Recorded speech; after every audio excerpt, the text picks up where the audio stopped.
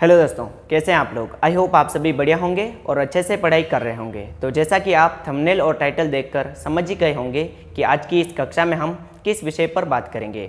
तो आज की इस कक्षा में हम पढ़ेंगे कक्षा 10वीं की प्रश्नावली नंबर 3.2, जिसके अंतर्गत हम आज प्रतिस्थापन विधि को समझने वाले हैं। तो चलिए शुरू करते हैं। देखिए, सबसे पहले देखते हैं कि प्रतिस्थापन विधि की आवश्यकता क्यों पड़ी। अगर हम इसकी नीड ही समझ लेंगे तो सवाल करने में कोई प्रॉब्लम नहीं होगी। देखिए, मैं एक चर वाला रेखीय समीकरण लिखता हूँ, जैसे 2x - 4 = 8। अपने को इसमें x का मान ज्ञात करना है, तो हम कैसे करेंगे। 2x बराबर आएगा, पक्षांतरण करेंगे तो प्लस का 4, 8 × 4 = 12 और 2x बराबर 12 आ गया, तो x बराबर आएगा 12/2, यानी कि x बराबर आ गया 6। अगर एक चर वाला रैखिक समीकरण हो तो हम आसानी से उसकी वैल्यू ज्ञात कर सकते हैं। और हम अगर दो चर वाला रैखिक समीकरण लिखें, जैसे मैं लिखता हूँ 2x + 3y = 4। यहाँ से x का मान ज्ञात करते हैं, तो कितना आएगा। तो x बराबर आएगा 4 - 3y और x बराबर आएगा 4 - 3y/2। देखिए, x का मान y के पदों में आ रहा है, यानी कि हम सिंपली x का मान ज्ञात नहीं कर पा रहे हैं। और अगर ऐसे ही y का मान ज्ञात करें तो भी वो किस में आएगा, x के पदों में आएगा। यानी कि दो चर वाले रैखिक समीकरण को सॉल्व करने के लिए हमें दो समीकरण चाहिए। जैसे दो समीकरण आ जाएंगे, ये दो समीकरण है यहाँ पर, तो यहाँ से हम इजीली इसके x और y का मान ज्ञात कर पाएंगे। तो दो चर वाले रैखिक समीकरण को ज्ञात करने के लिए बहुत सारी विधियाँ होती है, जैसे विलोपन विधि, प्रतिस्थापन विधि और आलेखीय विधि। तो आज की इस कक्षा में हम पढ़ेंगे प्रतिस्थापन विधि। देखिए, नाम से ही स्पष्ट है कि प्रतिस्थापन विधि क्या होती है। एक जगह से हम पहली समीकरण से x या y का मान निकालेंगे और दूसरी समीकरण में लिखकर सॉल्व कर देंगे, यानी कि मान को प्रतिस्थापित कर देंगे, तो उसे कहते हैं हम प्रतिस्थापन विधि। तो चलिए पहले प्रश्न को सॉल्व करते हैं। देखिए, पहला पार्ट दे रखा है x + y = 14 और दूसरा समीकरण है x - y = 4। तो इसे मान लेंगे समीकरण फर्स्ट और इसे मान लेंगे समीकरण सेकंड। तो समीकरण पहले से हम x का मान निकालेंगे, तो लिख देंगे समीकरण 1 से। समीकरण 1 से x बराबर कितना आएगा, 14 - y। इसे मान लेंगे अब समीकरण 3। सभी प्रश्नों में आपको ऐसे ही करना है, पहले को समीकरण फर्स्ट, दूसरे को समीकरण सेकंड, फिर x का मान निकालकर उसको मान लेना समीकरण 3। तो अब ये जो समीकरण 3 है, इसमें जो x का मान है इसे लिखेंगे समीकरण 2 में। तो हम लिखेंगे समीकरण 2 व 3 से। समीकरण दूसरी क्या है, x - y = 4। तो x का मान यहाँ पर कितना है, 14 - y और पहले से है y = 4। तो इसे सॉल्व कर देंगे। प्लस का 14 पक्षांतरण करेंगे तो माइनस का 14 और -1 और -1 कितना आएगा, -2 और y है तो y, तो ये आएगा -2y = 4 - 14। 4 में से 14 घटाएंगे तो ये आएगा -10 = -2y। माइनस से माइनस कैंसिल, 2y बराबर आएगा 10। तो y बराबर कितना आएगा, 10/2, यानी कि y बराबर आ जाएगा 5।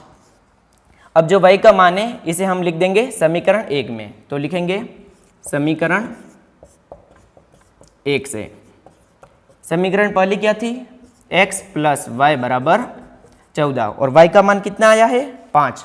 तो x + 5 बराबर आएगा 14। तो x बराबर आ जाएगा 14 - 5, तो x बराबर आएगा 14 में से 5 घटाएंगे तो 9, यानी कि प्रतिस्थापन विधि से सॉल्व किया और x का मान आ गया 9 और y का मान कितना आया, 5। अब ये दोनों जो मान हैं यही सही प्राप्त हुए हैं या गलत, तो इसको चेक करने के लिए हम समीकरण किसी भी एक समीकरण में मान लिखेंगे। अगर बराबर में 14 आ गया तो अपने जो मान आए वो सही है, और अगर 14 नहीं आया तो मान गलत है। ये मैं आपको एक्स्ट्रा बता रहा हूँ। तो x का मान कितना है, 9 और y का मान है 5। 9 और 5 कितना हो रहा है, 14। और समीकरण पहली क्या थी, x + y = 14।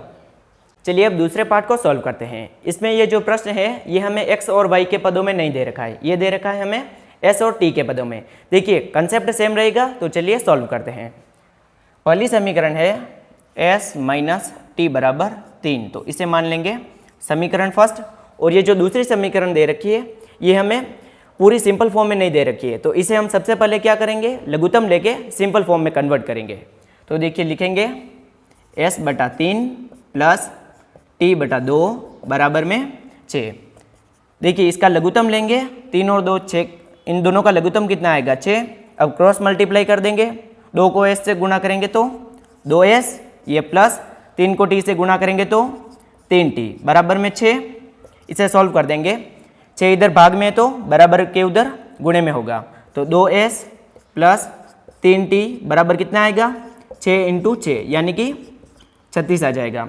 तो 2s प्लस 3t बराबर कितना आया 36। तो इसे मान लेंगे समीकरण 2। तो पहली समीकरण हो गई s माइनस टी बराबर 3 और दूसरी समीकरण है 2s प्लस 3t बराबर 36। अब क्या करेंगे, पहली समीकरण से उसमें क्या कर रहे थे x का मान ज्ञात कर रहे थे, तो इसमें हम s का मान ज्ञात कर देंगे। तो लिख देंगे समीकरण 1 से, समीकरण 1 से s बराबर कितना आएगा 3 प्लस t, तो इसे मान लेंगे हम समीकरण 3। अब क्या करेंगे, वापस समीकरण 3 का मान समीकरण 2 में लिख देंगे।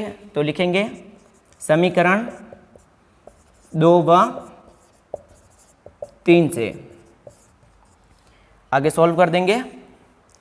s बराबर आया 3 प्लस टी, तो समीकरण दूसरी में मान लिखना है। तो दूसरी समीकरण क्या है 2s प्लस 3t बराबर 36 और s बराबर कितना है 3 प्लस टी, तो s की जगह लिखेंगे 3 प्लस टी, तो बराबर 2, ये 3 प्लस टी और पहले से कितना है 3t बराबर 36। अब इसे सॉल्व कर देना है, 2 को 3 से गुणा करेंगे और 2 को t से गुणा करेंगे।